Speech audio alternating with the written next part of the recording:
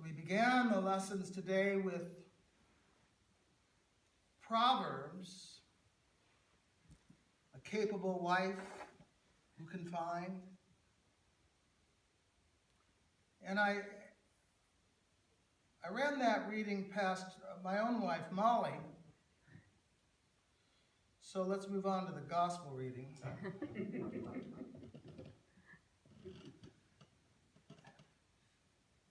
Here, Jesus is undermining, I think, a significant value of American culture. We are number one. Be great. Be the greatest. Be better. Be the best. Muhammad Ali said he was the greatest. Melania Trump says to strive to be best. The doctrine of American exceptionalism judges everyone else by our standards. So naturally we come out ahead. Politicians from all sides say we're the greatest country on earth. I mean, the greatest country in the history of the earth. The last best hope for mankind, Abraham Lincoln said that. The last best hope on earth, Ronald Reagan said that. It's not just us, of course. There was Alexander the Great, right? He was probably great. Romans, I'm sure, thought that they were the greatest. The French certainly saw themselves as the center of the world, so did the Chinese. They called themselves the Middle Kingdom. They still see themselves as the center of the world. The sun never set on the British Empire. And the Germans thought they knew better than anyone else. And if they happened to lose a war, it was because they got stabbed in the back.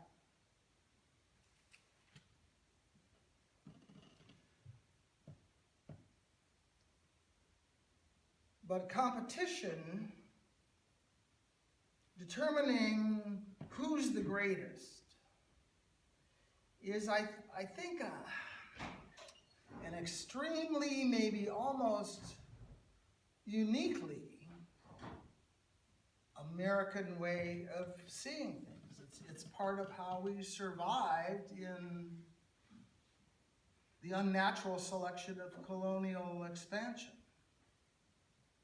We had to be better than nature, better than our enemies, better than our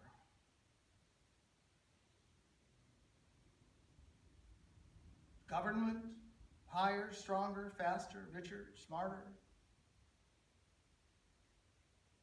I mean, Jesus could have used this competition, I suppose, among his disciples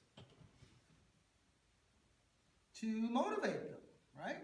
I mean, they were already arguing about who was the greatest. He could have set up a chart on the wall or something comparing the number of lepers they'd each healed, or the number of demons they'd each expelled, or the Pharisees debated, or the Gentiles converted. Strive to win. Make Judaism great again. But instead, he took a child, a random child. Hey kid, come here. No one special, no one great. Certainly not the greatest. Not the best, because there's absolutely no indication that there was anybody else around with whom to compare the child.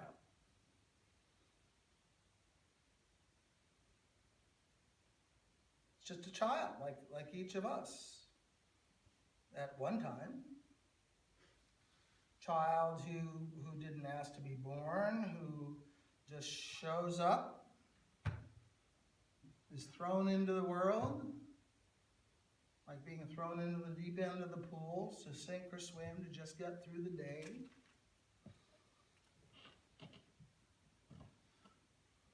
Well, all too soon, the judgments begin. Isn't she the smartest?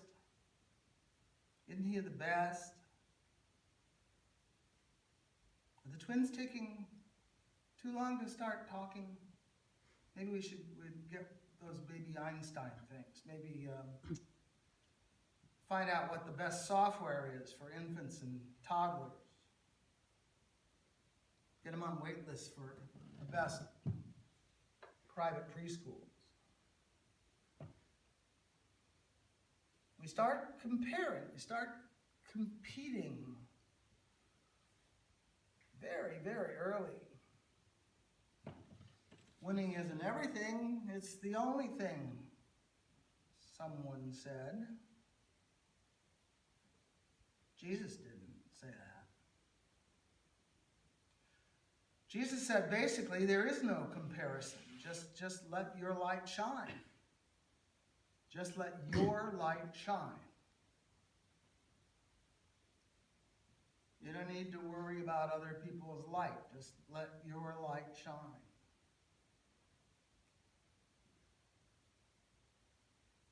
There are no winners. There are no losers.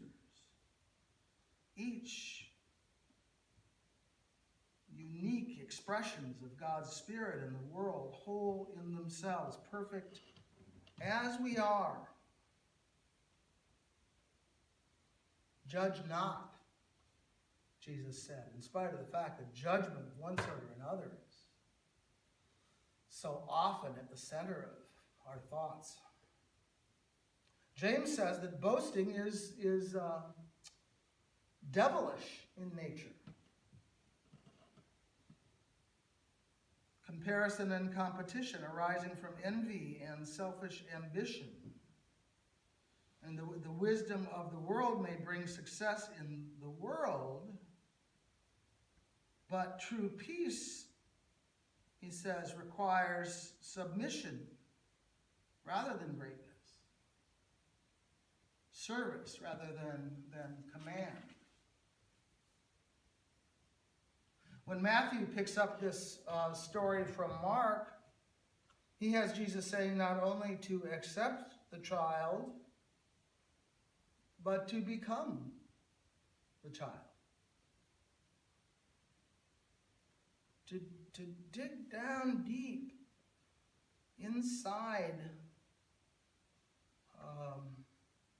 scrape away the accumulated lies and half-truths that make up the stories of our adult self-justification. Throw out all those trophies that just gather dust. We're not our resumes, or our LinkedIn page, or our curriculum vitae. We are not our accomplishments, the sum total of some job description, whether it's being the sweetest little thing or the best at what we do. That's the real problem, with this the capable wife passage. It's essentially objectifying. It sees the person as the role, and the role as the justification and evaluation of the person. It's dehumanizing, dispiriting, even as it intends to be, or pretends to be, I guess, complimentary. People are not functions. We may be processes, but that's a different issue. Our meaning is not found in what we do, but who we are. The errors that arise from a lack of acceptance including a lack of self-acceptance,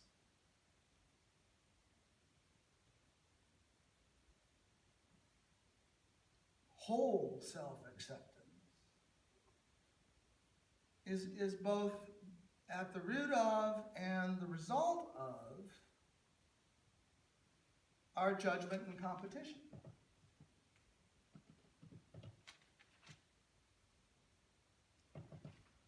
They give rise to almost all the problems and ills of human life. If you look at it deep enough, war, racism, poverty, addiction, xenophobic nationalism, insatiable greed, even fake news and the desire to believe it, they are all either causes or effects of our trying to control what's essentially uncontrollable, imposing our self-centered values and wishes and desires on a Garden of Eden created by God.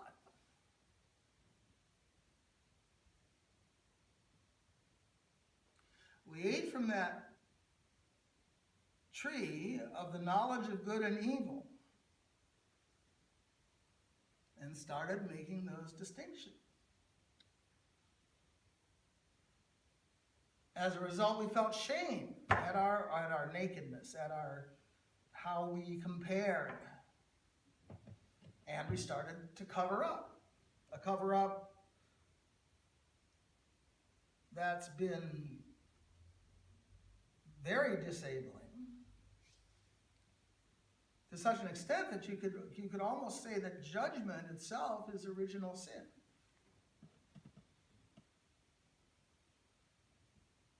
Now, looking at this, which I think is the center of the gospel lesson today, in the context of this overall season of creation that we're celebrating these 6 weeks, I think we can just see climate change as maybe the most global and so far the most threatening result of the fearful and arrogant separation from nature that comes with this constant judgment and the ensuing competition to be the greatest. From all our striving to have and to be the capable wife, whatever that might mean in whatever circumstance.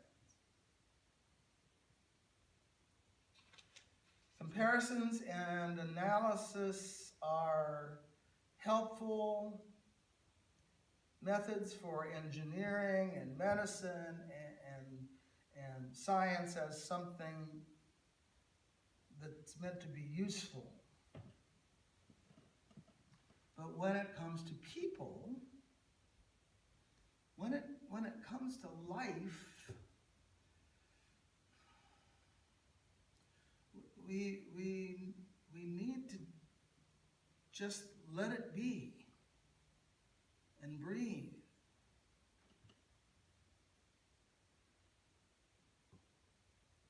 That approach can begin, I think, to heal our souls from a lot of the stress that we may or may not know we're feeling currently. But it can also, I think, begin to heal the earth, which is the call of this season of creation. I was able to talk with Molly calmly about this part. She's currently involved in taking classes to be a naturalist of some sort. I'm not sure exactly what it is. It's some kind of certificate, but she got into it from her involvement with the Native Plant Society, and it's interesting. And a lot of classes, a lot of studies and presentations and field trips and such. And she says that some of the presentations that they've had are good, but in some way very clinical, very objectifying of the subject, that's dry and distant. The lecturer going through slide after slide to display a mass of accumulated information so others can learn the facts concerning this or the other native plant or disease affecting native plant, its scientific name, its preferred soil and temperature range, its level of drought tolerance, and on and on. I mean, whatever they might need to gain mastery over their subject. But she says there are other presentations, pretty much similar in information that's offered, but with a different purpose and having a different effect, given from a different standpoint. They use the data not so much to make some point they're trying to make, but to show the deeper relationships between everything.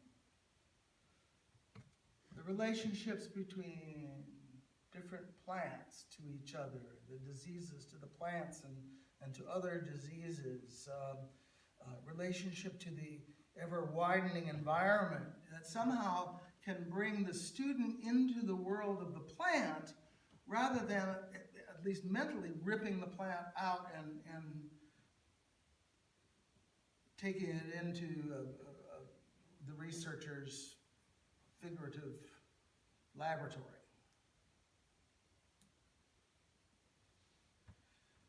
The key ecological insight that's been the engine for growing concern and also whatever reform we've been able to carry out with respect to environmental issues is the interconnectedness of everything, the interbeing of being, which is as much spiritual as it is scientific.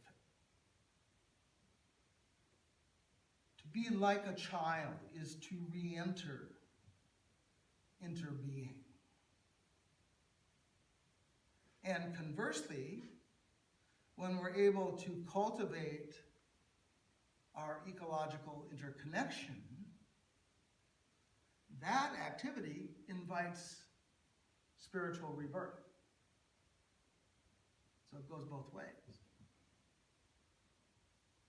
We, as part of our Christian Episcopalian tradition, experience communion here at the altar rail, but the extension of that sense of communion when we go out into the world is really what Jesus is talking about here.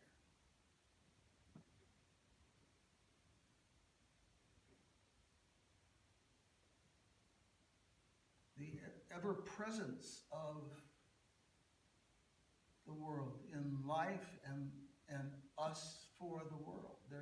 There's no relative greatness in absolute truth. There's just, as I've said,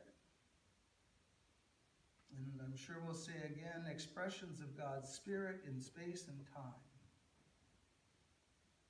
responding to the giftedness of all creation. Thanks be to God.